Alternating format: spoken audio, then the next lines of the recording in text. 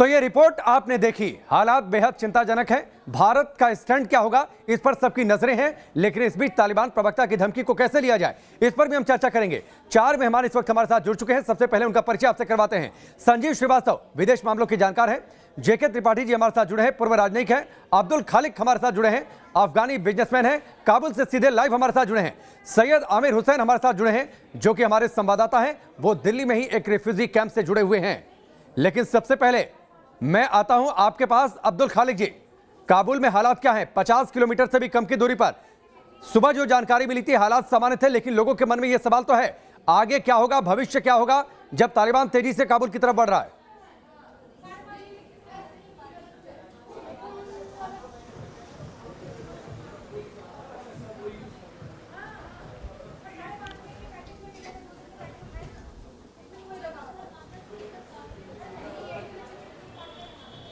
अब्दुल खालिक जी, आवाज आ रही है आपको? ठीक है, चलिए अब्दुल खालिक का हम रुख करते हैं, लेकिन उससे पहले अब संजीव श्रीवास्तव का रुख करते हैं। संजीव जी, तालिबान प्रवक्ता की दो टूक धमकी, भारत सैन्य दखल ना दे, जिसकी संभावना जताई जा रही थी और इसकी मांग भी कई लोग कर रहे थे, क्योंकि भारत का बहुत कुछ अफगानिस्तान में है, भारत ने बहुत अफगानिस्तान में काम भी किया है। इस धमकी को कैसे लिया जाए? जी देखिए, भारत इस तरह की धमकियों से डरने वाला नहीं है। भारत इस बात को बहुत अच्छी तरह से जानता है कि तालिबान का जो वास्तविक चरित्र है वो आतंकी चरित्र है, और भारत तालिबान के द्वारा यदि किसी तरीके की धमकी दी गई या कोई चुनौती प्रस्तुत की गई भारत के समक्ष, तो भारत उसका मुंहतोड़ जवाब देगा। ये जो नया भारत है वो आतंकवाद के प्रति जीरो टॉलरेंस की पॉलिसी पे चलता है, और वर्तमान समय में जो पूरी तालिबान का आतंक पूरे अफगानिस्तान में दिखाई दे रहा है, ऐसे में भारत को अपनी नागरिकों की सुरक्षा को सर्वोच्च प्राथमिकता देनी होगी, जो कि भारत सरकार दे रही है। साथ ही साथ भारत अफगानिस्तान के साथ अपने एंगेजमेंट्स को भी बनाए रखेगा, इस बात के लिए भारत संकल्पित है। भारत पूरे विश्व समुदाय के साथ अफगानिस्तान के प्रश्न पर लगातार संपर्क में है, चाहे वो ईरान हो, चाहे वो रशिया हो, यूनाइटेड स्टेट्स ऑफ अमेरिका से। नहीं, संपर्क में तो है संजीव जी, लेकिन इस समस्या का हल कोई निकलता तो दिखाई नहीं दे रहा। 250 के करीब शहर तालिबान के कब्जे में है, काबुल की तरफ तेजी से बढ़ रहा है। कंधार का जो एयरपोर्ट है, कंधार पूरा शहर उसके कब्जे में। अफगानिस्तान के जो 2 सबसे बड़े एयरपोर्ट हैं, कंधार और काबुल के, कंधार उनके कब्जे में है। सवाल ये, जो बातचीत वैश्विक स्तर पर हो रही है, जो तमाम समिट हुए, उसका कोई नतीजा निकला क्या? देखिए, तालिबान पूरे विश्व समुदाय को धोखा दे रहा है, वो बिट्रे कर रहा है। अमेरिका के साथ जो दोहा का करार हुआ था उसको भी वो लगातार वायलेट कर रहा है। हिंसा उसने फुल फ्लेजेड तरीके से करना शुरू कर दिया है, और जिन इलाकों को उसने कब्जे में लिया है वहां पे वो शरिया लॉ भी लागू कर रहा है, आतंकियों की मदद ले रहा है। लेकिन जो सबसे बड़ा जो कंसर्निंग पॉइंट है कि पाकिस्तान जैसे आतंक परस्त राष्ट्र का उसको पूरा समर्थन है। तो इस वजह से अंतर्राष्ट्रीय समुदाय को, मैं आपसे पूरी तरह से सहमत हूं कि अंतर्राष्ट्रीय समुदाय को जिस तरीके से प्रोएक्टिव तरीके से अफगान सिक्योरिटी फोर्सेस की मदद करनी चाहिए थी, वो नहीं की जा रही है। अमेरिका भी भारी गलती कर रहा है। मेरे विचार से अमेरिका का ये जो क्विक विड्रॉल का जो डिसीजन था, उससे तालिबान को गलत मैसेज गया है। अमेरिका का जो विड्रॉल का जो प्रोसेस है, इसके ऊपर पुनर्मंथन की आवश्यकता है। अमेरिका को इस बात पर विचार करना होगा कि यदि काबुल की सत्ता पर तालिबान तो जेके त्रिपाठी जी, विचार तो पहले करना चाहिए था। 20 सालों तक वहां अमेरिकी सेनाएं रहीं, एक लंबा संघर्ष का दौर, लेकिन उसके बाद अफगानिस्तान को मिला क्या? वही खून खराबा, वही लोगों के मन में अनिश्चितता। पूरी दुनिया इस समय डरी हुई है अफगानिस्तान के भविष्य को लेकर। देखिए, अमेरिका ने विचार तो पहले से किया था, ये हम नहीं कह सकते कि विचार नहीं किया था। सन 2011 में ये चीज, इसका निर्णय हुआ था कि अमेरिकी सेना वहां से हटेगी, लेकिन वो 2014 तक कुछ कारणों की वजह से नहीं हो पाया, और वो धीरे धीरे करते करते अब 2021 में चला गया है। एक चीज, और दूसरी चीज, सारे विश्व जनमत को जानना चाहिए। तो लोग कह रहे हैं अमेरिका ने जल्दबाजी की। अमेरिका तो 2000 की फिराक में है, क्योंकि अमेरिकी जनमत कभी भी नहीं चाहता कि अमेरिकी सैनिक दूसरे देशों की जमीन पर शहीद हों। आपने देखा कि अमेरिका का इतिहास रहा है कि अमेरिका ने जहां जहां अपने हाथ डाले हैं वहां हाथ जलाए हैं, चाहे वियतनाम हो, चाहे नहीं हाथ जलाए हैं, और उन शहरों को भी जलाया है। और जब वहां से निकला तो उन शहरों को, उन जगहों को, उन राज्यों को कुछ हासिल नहीं हुआ। ये भी हमने देखा है, ये भी एक इतिहास है जेके त्रिपाठी जी। जी बिल्कुल। तो देखिए, ये तो माना हुआ तथ्य था, परिणाम था। हमें पहले से ही जानना चाहिए था कि अमेरिका जब भी हटेगा, जल्दी या ठीक है, देर में, अभी भी समस्या ये रहेगी। और हमें अमेरिका या किसी और के भरोसे नहीं रहना चाहिए। एक कहावत है बड़ी मुफीद कि बिना खुद मरे स्वर्ग नहीं दिखता है। हमें अगर अपने नागरिकों की सुरक्षा करनी है, हमें अगर अपनी सुरक्षा करनी है तो हमें खुद करना होगा। दूसरों से मॉरल सपोर्ट की हम उम्मीद कर सकते हैं या कभी कभी थोड़े बहुत हथियार। और निश्चित तौर पर, और जैसा संजीव जी ने कहा कि नया भारत अपने लोगों की सुरक्षा, अपने सीमाओं की सुरक्षा, अपने हितों की सुरक्षा करना जानता है और अफगानिस्तान में भी जो जरूरी कदम होगा वो हिंदुस्तान उठाएगा। अब्दुल खालिक, मैं आपके पास आता हूं। मुझे लगता है शायद आपका ऑडियो ठीक हो चुका है और साथ ही आप हिंदी में कंफर्टेबल हैं।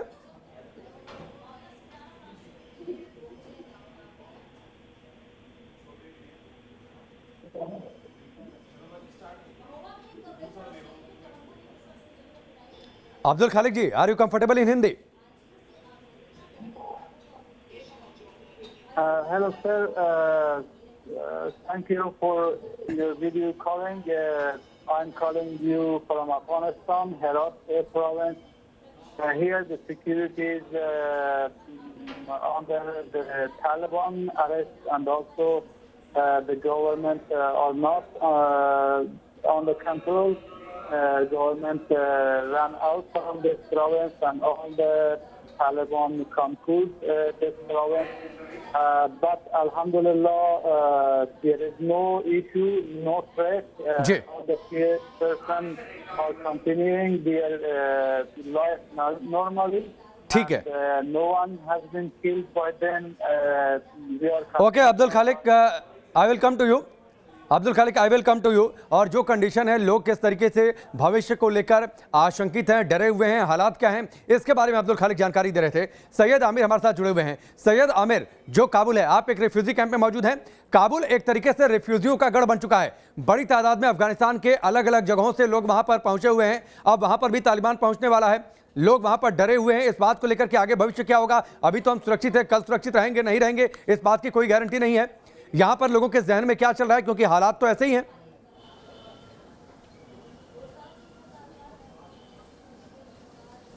बिल्कुल, और जिस तरह से हालात लगातार बद से बदतर होते जा रहे हैं, काबुल की तरफ धीरे धीरे अफगानिस्तान में तालिबान जो है वो बढ़ता जा रहा है।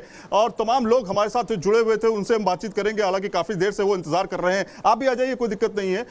ये ऐसे लोग हैं जो लंबे समय से तालिबान के जुल्मों को उन्होंने सहा है। किस तरह से इस बार को देख रहे हैं आप लोग, ये बताइए कि तालिबान में जिस तरह से धीरे धीरे अब तालिबान जो है काबुल की तरफ बढ़ता जा रहा है, क्या आप लोग को लग रहा है कि डर है अंदर, क्योंकि आप लोग के रिलेटिव अभी वहां फंसे हुए हैं? हम लोगों का फैमिली बहुत डरते हैं। हम लोगों का शहर में जितने जानने वाला है सब डर के कभी कभी फ़ोन करते हैं, डर की वजह से कि हम अभी ये लोग आने वाला है, ये काला रिजीम आने वाला है, उनसे सब डरते हैं लोग। तो डर है इस बात का कि पूरे अफगानिस्तान पे तालिबान का कब्जा हो जाएगा। आप लोग के रिलेटिव वहां फंसे हुए हैं, उन लोग को निकालने की क्या कोशिश हो रही है? क्या उनसे बातचीत हो पा रही है? हम तो बातचीत करते हैं, लेकिन निकालने का ऐसे कोई अभी वो नहीं है। आमिर, जरा इनसे पूछिएगा जो इनके रिलेटिव अफगानिस्तान में है, अफगानिस्तान के किस शहर में है, क्या वो काबुल में है, क्या वो कंधार के आसपास है, किस जगहों पर है, वहां पर अभी हालात क्या है, जो उनसे फोन पर बातचीत हुई होगी? ऊपर वाला के ध्यान से हम कहाँ पर हैं आपके? क्या काबुल में है? किस जगह पर है वो? काबुल में है, कुंदूज में है। जितने रिलेटिव है, जहाँ रहते थे, बहन है, मेरे भाई, जहाँ वो रहते हैं वहाँ पर तालिबान का कब्जा हो गया है? तालिबान पहुंच चुका है, जरा उनसे पूछिए। कुंदूज में तो तालिबान पहुंच चुका है और तालिबान ने वही पुराना रवैया शुरू कर दिया है, जुल्म सितम का। कब्जा हुआ है और सब भाग गए, अभी काबुल में है। जो रिलेटेड क्या रवैया रहा है, एक तरह से तालिबान का क्या रवैया रहा है? किस तरह से वो आप लोग को परेशान करता था, किस तरह से मारकाट करता था, कि क्या जब आप उस समय थे, जब तालिबान का कब्जा था, किस तरह का रवैया था उसका?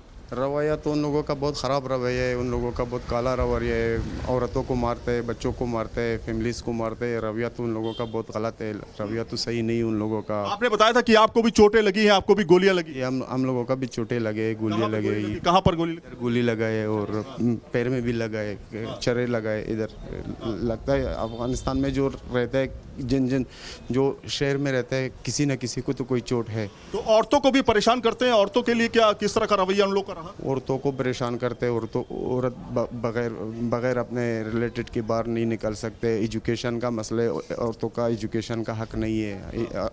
औरत कभी आगे नहीं बढ़ सकता, डॉक्टर नहीं बन सकता, कोई कुछ नहीं बन सकता, ऐसे है।